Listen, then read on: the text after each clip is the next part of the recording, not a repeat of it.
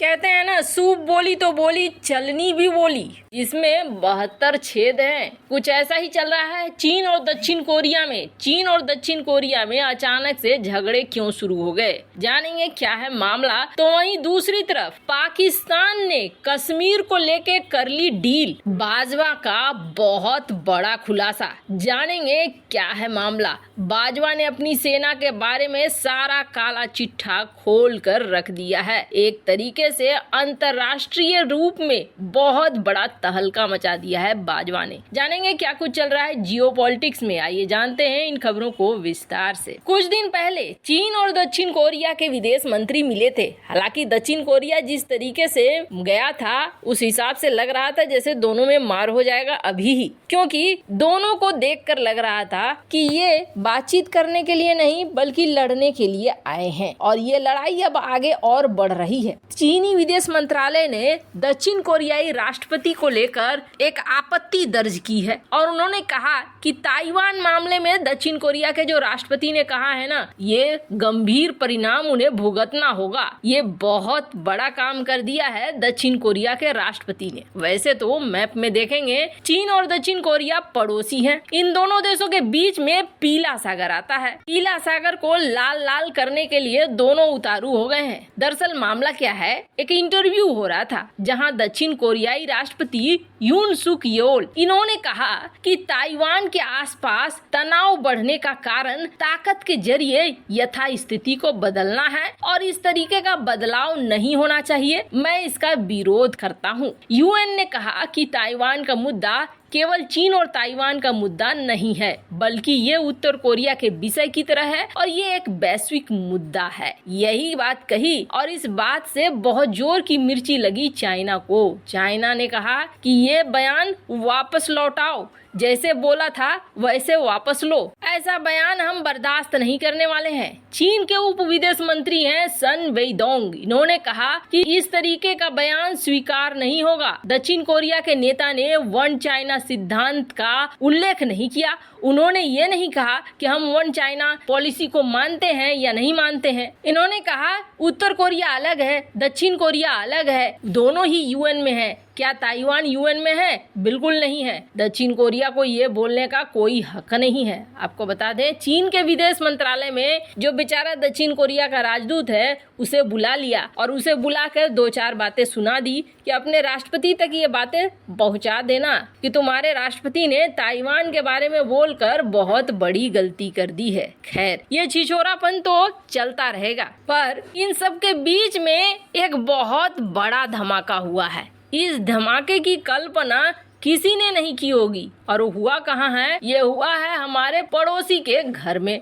General Bajwa, ये तो याद ही होंगे ना, ये वो हैं जिन्होंने सीज फायर कराया था और सीज फायर कराने को लेकर पाकिस्तान में कई सारे एक्सपर्ट हैं। बाजवा ने जो खुलासा किया है ना, उसके बाद से तो कश्मीर में हलचल सी मच गई है। इन्होंने बताया कि सीज फायर क्यों हुआ था और इन्होंने ये भी बताया कि असल में पाकिस्तानी सेना की इस वक्त क्या स्थिति है। जनरल बाजवा ने 25 जर्नलिस्ट को आसपास बिठाया और बिठाने के बाद ऐसे ऐसे पोल खोले जिसे देखकर ऐसा लगता है कि जनरल बाजवा ने ठीक ठाक टिका लिया था। एकदम से सारी सच्चाई उगल दी। जनरल बाजवा ने बोला, हमारे आर्मी के टैंक्स काम नहीं करते हैं, हमारे पास न पैसा है और न डीजल है कि हम डीजल डालें उन टैंक्स में। बताओ कि क्या कर सकते हैं। उन्होंने कहा कि पाकिस्तान की आर्मी लड़ने योग्य नहीं है। न केवल ये बात कही बल्कि उन्होंने ये भी कह दिया, सीज फायर नहीं करता तो क्या करता।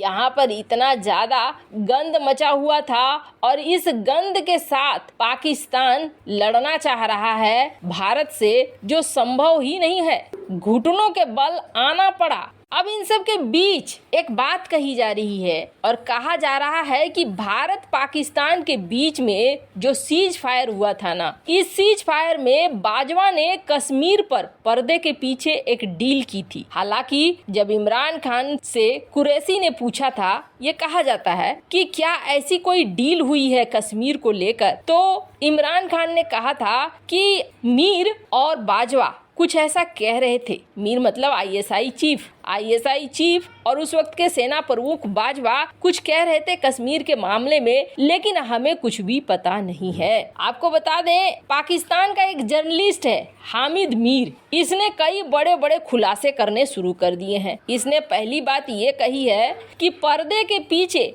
बाजवा ने कूटनीतिक प्रयास किए थे, लेकिन उसका प्रयास विफल हो गया था। पर अब उनका कहना है कि पाकिस्तान के सेना प्रमुख जनरल बाजवा ने दोनों के बीच में एक समझौता किया था और इस समझौता में हामिद मीर के अनुसार उन्होंने कश्मीर को भारत को दे दिया। कहने का अर्थ ये है कि सीज फायर करके उन्होंने ये कहा कि आप इस मामले को देख लो। खैर, हामिद मीर के मुताबिक जब पूर्व पीएम इमरान खान की सरकार में विदेश मंत्री शाह महमूद कुरैशी को ये पता लगा कि पीएम मोदी पाकिस्तान आने वाले हैं तो वो भड़क गए। उन्होंने इमरान से पूछा कि क्या उन्हें पता है पीएम मोदी पाकिस्तान आने वाले हैं। इस पर इमरान का जवाब था कि बाजवा और लेफ्टिनेंट जनरल फैज हामिद ने उन्हें बताया था कि वो आने वाले हैं, लेकिन कब ये कुछ भी नहीं मालूम है। इस पर इमरान ने फैज को फोन करके विदेश विभाग से इस बात पर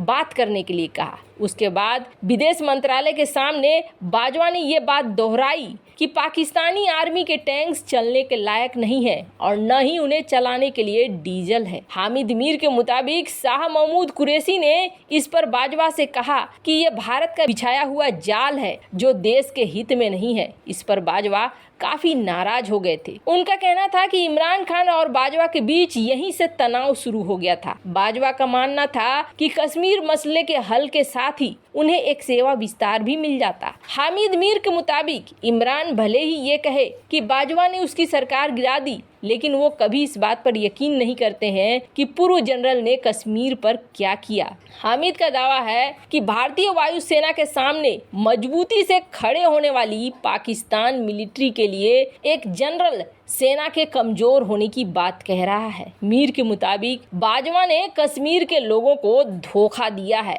और इस धोखे की वजह से वो आज तक नहीं संभल पाए हैं। खैर, ये खुलासा जैसे ही हुआ है, इस खुलासे के बाद पाकिस्तान के अंदर हड़कंप पर हड़कंप मच गई है। लोगों ने सवाल करना शुरू कर दिया है हामिद मीर से कि आप बताओ, आपने ये सारा कुछ किस आधार पर कहा। इमरान खान की कैबिनेट में रक्षा मंत्री रही थी शिरीन माजरी। इसने ट्विटर पर मीर के दावों पर एक पोस्ट लिखी। माजरी ने कहा, मीर की तरफ से जो गंभीर खुलासे किए गए हैं उनमें सबसे अहम है कि बाजवा ने ये माना पारंपरिक हथियार युद्ध लड़ने के ताकत में नहीं है। माजरी देश की पहली महिला रक्षा मंत्री रह चुकी है। उनका कहना था कि बाजवा तरफ से ये कहा जाना सुरक्षा पर गंभीर खतरा है। सवाल ये उठता है कि जब तुम सब कुछ जानते थे तो फिर रक्षा बजट कहाँ है। खैर, अब ये आपस में ही भिड़ रहे हैं। हालांकि बाजवा ने जो कहा वो सच ही है। जब भी युद्ध लड़ने आता है पाकिस्तान मुंह की खाता है, कारण तो जरूर कुछ होगा। वैसे इन सब मामले में आपकी क्या राय है, कमेंट कर जरूर बताएं।